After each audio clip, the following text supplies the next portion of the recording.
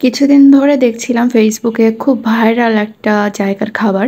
সেটা হচ্ছে মিরপুর ১০-এর স্টেডিয়ামের সামনে কিছু ফুড কার্ট রয়েছে, যেখানে কিনা খুব ভালো ভুনা খিচুড়ি, আনলিমিটেড ভর্তা, হাঁসের মাংস, কালা ভুনা, চুই গোস্ত, আরও অনেক রকমের খাবার পাওয়া যায়, যেগুলো নাকি অনেক মজার অনেক মজার। আমি ফেসবুকে অনেক রিভিউ দেখেছি।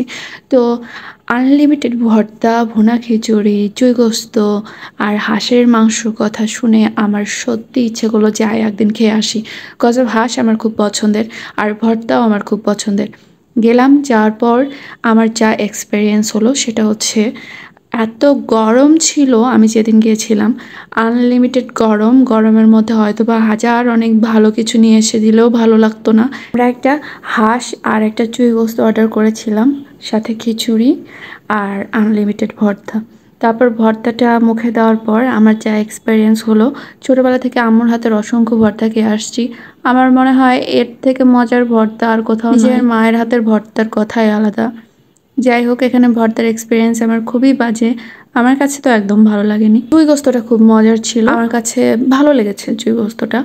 আর হাঁসের এক্সপিরিয়েন্সটা খুবই বাজে। আমি ৩০০ ফিটেও হাঁস খেয়েছিলাম।